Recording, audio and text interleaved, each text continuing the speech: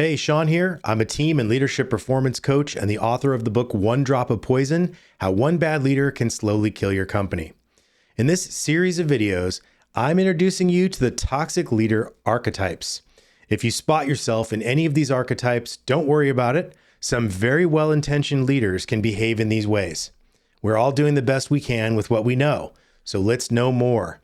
This video is about the drill sergeant. Here we go.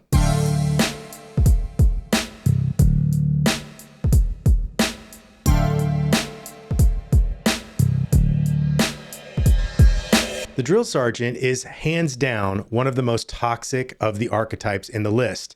There are two flavors of drill sergeant. The first is a religious devotion to process and regiment. We'll call that the process drill sergeant. There isn't a problem these people can't solve without a process, and they always follow the process. The second is a yell first, ask questions later type. We'll call that the yelling drill sergeant. Each type has a different psychological origin story. So let's talk about the process type first. Process drill sergeants find safety in process. Even if the goals and objectives of the work aren't met or are met poorly, as long as the process was followed, that's the important part. Process drill sergeants are usually fixed mindset types who are scared to death of failure. So work that is inherently uncertain is surely just missing a good plan or process, right? The problem is that process drill sergeants are usually getting confused about what type of work their teams are doing. To explain this, I'll use the Cynefin framework. Briefly, it divides the work into 5 categories. Starting in the lower right and moving counterclockwise, first is clear.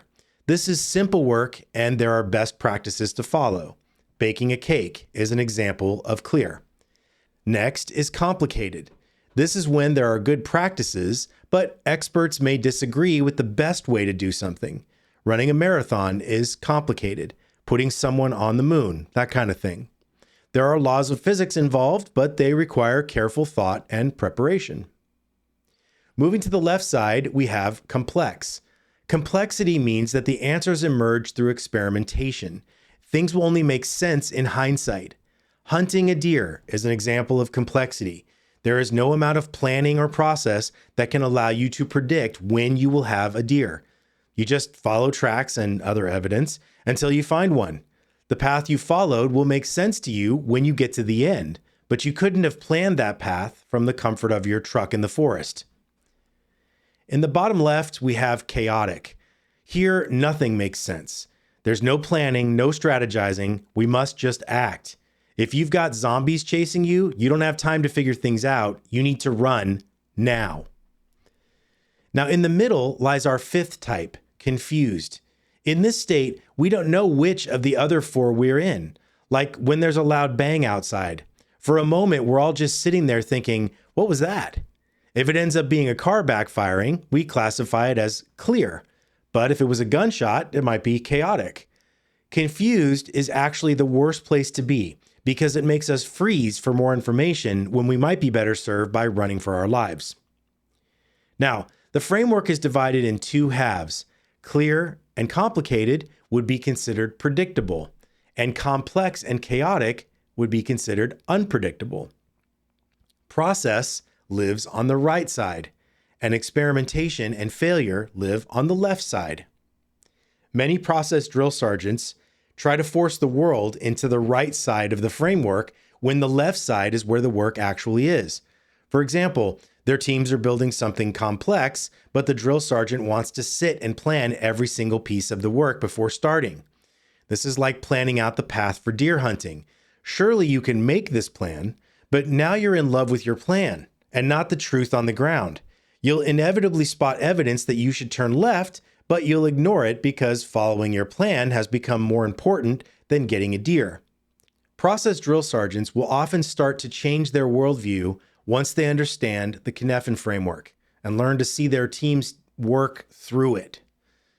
Now, for the yelling type, things are not so simple. Most of us non-drill sergeants can easily see why this yelling style is toxic, but it's important to understand that the drill sergeants themselves do not see this. They are so lost in the dopamine hits they're getting from yelling that they don't realize everyone else is either in the fetal position or is pulling up a job search the minute they leave the office. Remember this about all the archetypes. Your mindset makes your leadership style feel right, even though it isn't working. Your leadership mindset is made up of your beliefs, your values, and your principles about people and leadership. Yelling drill sergeants have a belief that yelling motivates people. They rule through fear and anxiety. But getting people to move through yelling should be reserved for falling rocks and fast approaching cars, not for situations where you want people to think and move for themselves. Yelling drill sergeants are usually echoing a style of leadership they saw modeled as kids. Being yelled at was probably a big part of their growing up, and it desensitized them to it. Ignoring their own feelings about being yelled at also allows them to begin to ignore the feelings of those they are yelling at. If anyone has a problem with it, well, then they're just weak. They believe that because that's the survival story they told themselves growing up.